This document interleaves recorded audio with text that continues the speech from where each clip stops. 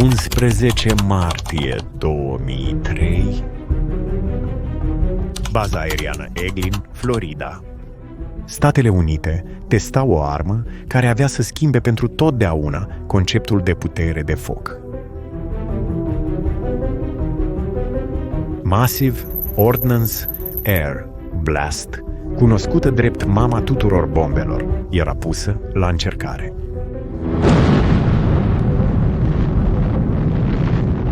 Vorbim despre o bombă masivă, cu o greutate impresionantă de 9 tone și jumătate, care poate lăsa în urmă un val de distrugere pe o distanță de peste 1500 de metri în toate direcțiile.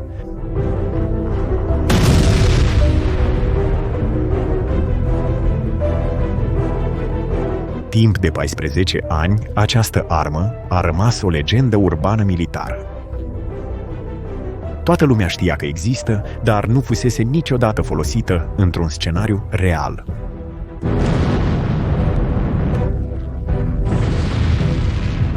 Iar unda de șoc putea fi auzită pe kilometri întregi. Doar că în 2017 acest lucru s-a schimbat.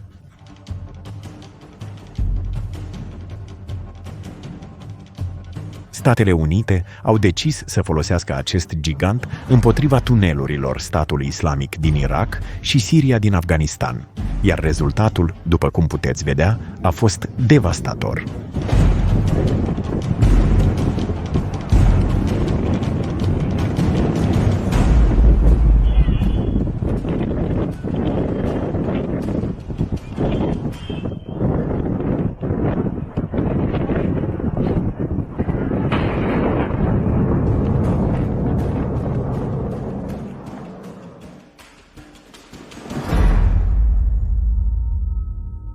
Dar Massive Ordnance Air Blast avea o limitare fatală. Oricât de puternică ar fi fost la suprafață, era inutilă împotriva țintelor îngropate adânc în subteran. Și exact în astfel de locuri își ascund cei mai periculoși inamici secretele. Pentru această problemă, americanii au creat ceva complet diferit, o armă pe care puțini o cunosc. Această armă se numește Guided Bomb Unit 57, cunoscută oficial ca Massive Ordnance Penetrator. Vorbim despre 13 tone și jumătate de putere distructivă pură, proiectată cu un singur scop: să distrugă ceea ce nu poate fi distrus. Dar pentru a înțelege de ce această bombă poate decide viitorul conflictului actual din Orientul Mijlociu, trebuie să cunoaștem problema pe care nici Israel, cu toată puterea sa militară, nu reușește să o rezolve singur. După cum știți deja, acum câteva zile, Israel a lansat operațiunea Leul Ascendent. A fost una dintre cele mai devastatoare campanii militare din istoria modernă a regiunii. Ceea ce s-a întâmplat în acea zi a schimbat pentru totdeauna echilibrul de putere din Orientul Mijlociu. 200 de avioane de vânătoare israeliene, inclusiv modernele F-35, au lovit peste 100 de ținte iraniene în doar 24 de ore, lansând 330 de muniții de precizie. Operațiunea a fost planificată meticulos. Timp de 3 ani, agenții ai Mossadului au introdus pe ascuns arme mici și drone în Iran, poziționându-le dinainte lângă ținte critice. Când a sosit momentul, această rețea secretă a neutralizat din interior apărarea aeriană iraniană, deschizând calea pentru forțele aeriene convenționale. Oamenii de știință nucleari au fost eliminați. Comandanți militari de rang înalt pur și simplu au dispărut. Centrifugele, care au durat ani de zile să fie construite, au ajuns epave în doar câteva ore. Principala instalație de îmbogățire a Iranului din Natanz a fost grav avariată.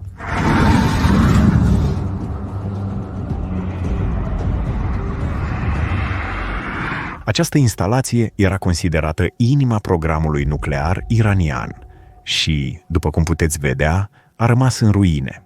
Israelul reușise ceva ce părea imposibil: să atace Iranul direct pe propriul său teritoriu și să provoace pagube devastatoare. Dar exista o problemă. ținta cea mai importantă a rămas neatinsă. La 80 de metri sub suprafață, la 95 de kilometri de Teheran, capitala, ascunsă într-un munte lângă orașul sfânt Qom, există un loc pe care puțini îl cunosc. Se numește Fordow și este adevărata inimă a programului nuclear iranian. Și vrei să știi ceva înfricoșător? Această instalație a fost construită în total secret între 2002 și 2006. Stai și gândește-te. De ce ar ascunde-o? Uite, timp de ani de zile, muncitorii iranieni au săpat tuneluri adânci în stâncă solidă, îndepărtând mii de tone de material. Locația nu a fost aleasă întâmplător.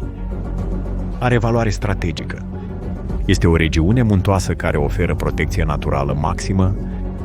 Imaginează-ți o fortăreață subterană proiectată să reziste oricărui atac cunoscut la acea vreme. Straturi și straturi de beton armat, întărite de însăși muntele. Bine, știu la ce te gândești acum. Dacă este secretă, de unde știi tu asta? Ei bine, existența Fordow-ului a fost dezvăluită ani mai târziu, în 2009, dar să nu crezi că Iranul a spus totul despre ea pentru că a considerat că e bine să fie transparent. Au spus pentru că era deja destul de clar că serviciile de informații occidentale descoperiseră deja locația. Dar, chiar dacă era cunoscută, asta nu făcea automat locul vulnerabil. Dacă te uiți la regiune de sus, dintr-o fotografie satelitară, tot ce vezi sunt 5 intrări de tuneluri care dispar în versantul muntelui, puternic protejate de un perimetru larg de securitate și o structură de sprijin masivă. Înăuntru are loc cea mai periculoasă activitate de pe planetă. 2700 de centrifuge avansate, inclusiv modele izotop rapid 6 de ultimă generație, funcționează continuu, 24 de ore pe zi, îmbogățind uraniu. Dar aici este detaliul care îi face pe generalii din întreaga lume să nu poată dormi noaptea. Acest uraniu este îmbogățit la aproximativ 60% puritate. Ca să-ți dai seama ce înseamnă asta, lasă-mă să-ți explic pe scurt. Centralele nucleare civile, cele care produc energie electrică, au nevoie de uraniu îmbogățit între 3 și 5%. Este suficient pentru a menține o reacție controlată care produce electricitate. Acesta ar fi un uz normal, cunoscut ca scop pașnic. Este nivelul de îmbogățire pe care țările care semnează acorduri nucleare îl așteaptă una de la cealaltă. Acum 60% se află într-o categorie complet diferită. Este periculos de aproape de cei 90% necesari pentru o bombă nucleară. În 2023, inspectorii Agenției Internaționale pentru Energie Atomică au făcut o descoperire care a speriat lumea. În timpul unei inspecții de rutină la Fordow, ei au găsit particule de uraniu îmbogățit la 80 și 3,7% puritate. Acest lucru a pus Iranul la doar 7% distanță de materialul necesar pentru o armă nucleară. Specialiștii estimează că, folosind facilitățile de la Fordow, regimul iranian ar putea converti stocul actual în material suficient pentru 9 bombe nucleare în doar 3 săptămâni. Lasă-mă să repet asta. 9 bombe nucleare, 3 săptămâni. Oprește-te și gândește-te la asta. Acum înțelegi de ce Fordow nu este doar încă o instalație nucleară.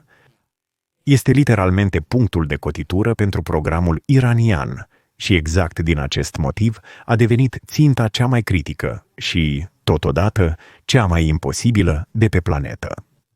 Așadar, cum poți distruge ceva îngropat la 80 de metri sub suprafață?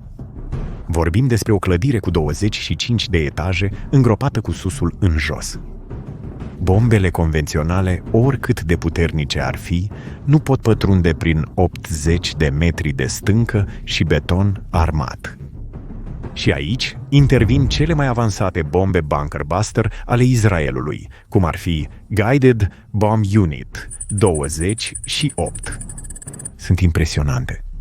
Cântăresc 2 tone și pot penetra structuri subterane cu precizie chirurgicală. Dar există o problemă. Capacitatea lor maximă de penetrare este de doar 18 metri. Împotriva Fordo, ar fi ca și cum ai încerca să deschizi un seif cu un ciocan. Și aici, povestea noastră se întoarce la acea bombă de 13,5 tone pe care am menționat-o la început. Guided Bomb Unit 57 nu a fost creată întâmplător. Originea ei este direct legată de lecțiile dur învățate de Statele Unite în războiul din Irak din 2003.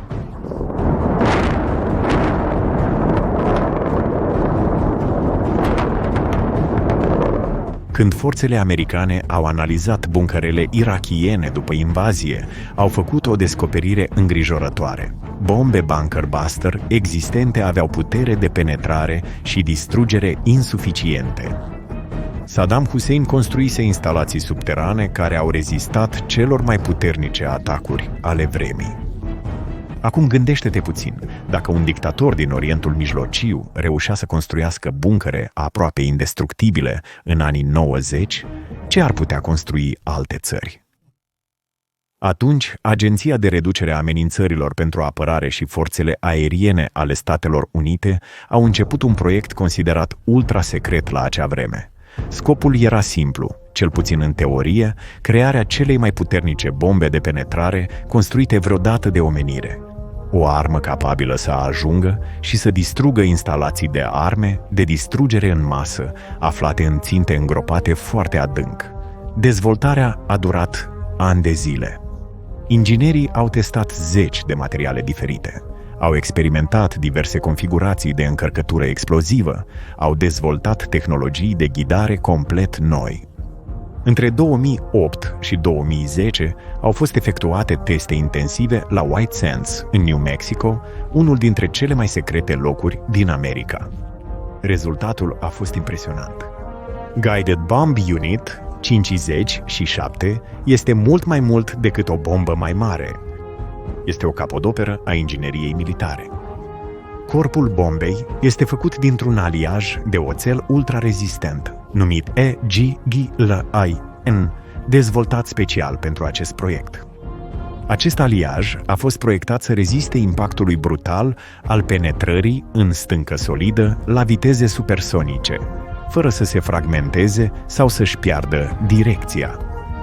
Dar greutatea de 13.600 de kilograme este doar o parte a poveștii. Adevăratul secret al MOP constă în două componente revoluționare. În primul rând, încărcătura sa explozivă de 2 tone și 400 de kilograme nu este un exploziv obișnuit. Este un amestec de compuși dezvoltați special pentru a detona cu efect maxim în spații închise, cum ar fi coridoarele unui bunker subteran. În al doilea rând, și poate cel mai important, este fitilul său inteligent. Cunoscută tehnic ca Large Penetrator Smart Fuse, această tehnologie transformă MOP dintr-o bombă brută într-o unealtă de demolare precisă. Fitilul poate literalmente să numere câte etaje sau straturi străpunge în timpul penetrării. Poate fi programat să explodeze la o adâncime predeterminată. Poate detecta schimbări în densitatea materialului pe care îl străpunge. Și, mai impresionant, poate detecta spații goale în interiorul unui bunker și poate alege momentul exact pentru a detona, asigurând distrugerea maximă. Testele au demonstrat că MOP poate penetra până la 60 de metri în beton, armat de înaltă existență.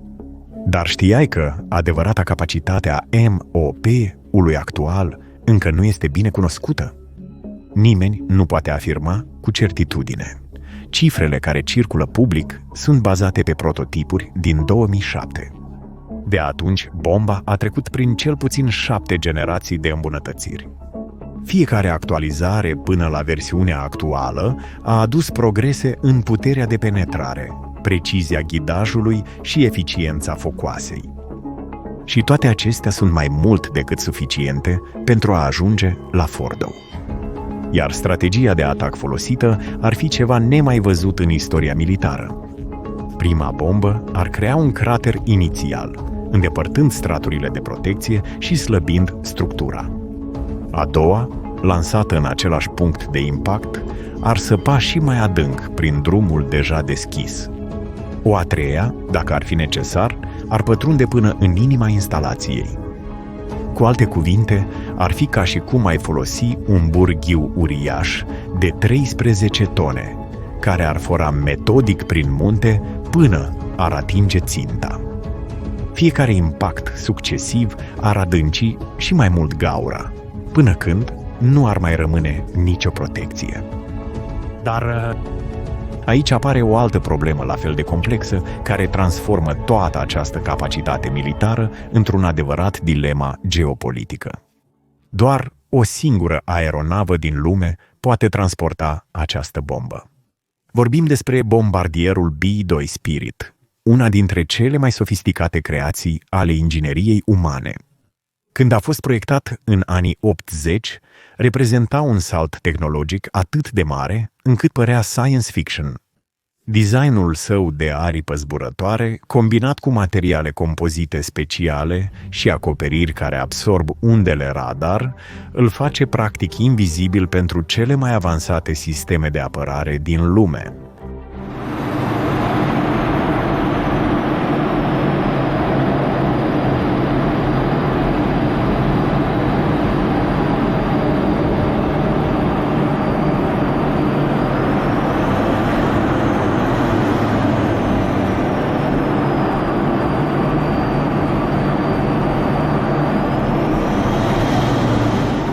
Fiecare B-2 costă peste 2 miliarde de dolari.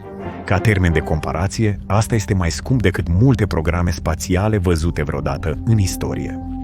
Doar 21 au fost construite inițial, dintre care 19 rămân în funcțiune și toate sunt operate exclusiv de forțele aeriene americane.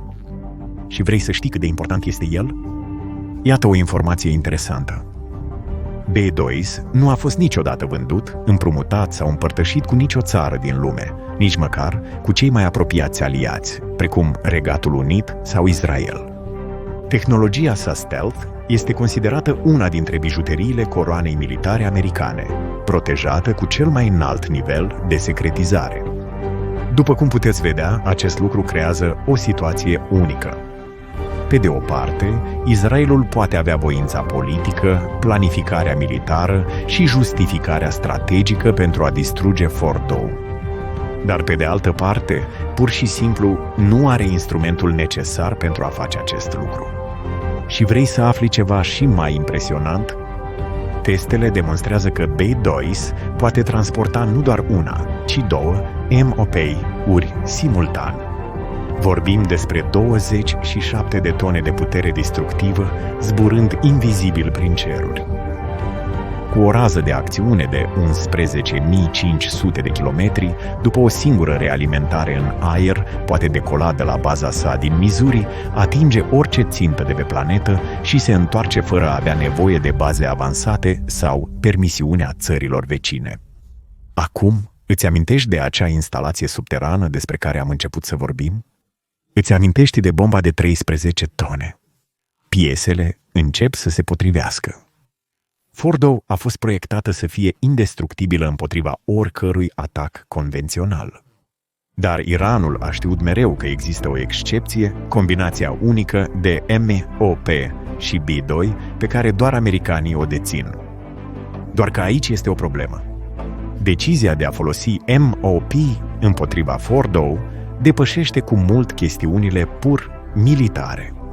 Consecințele ar fi globale și complet imprevizibile. Din punct de vedere economic, Iranul are un as devastator pentru represalii, strâmtoarea Hormuz.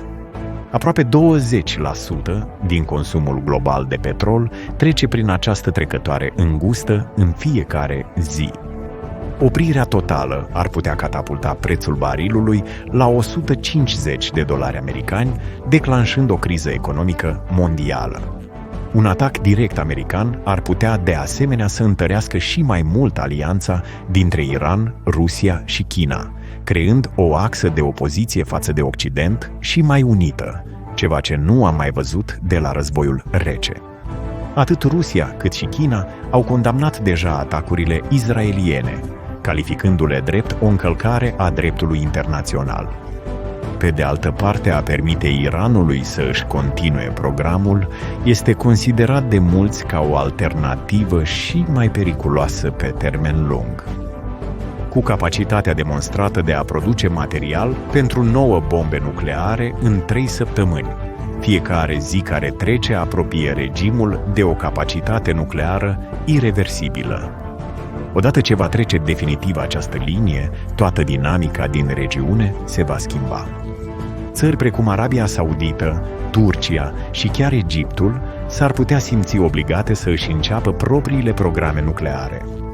Și dacă ți-a plăcut acest conținut, abonează-te la canal și distribuie-l celor care trebuie să înțeleagă ce se întâmplă cu adevărat în Orientul Mijlociu.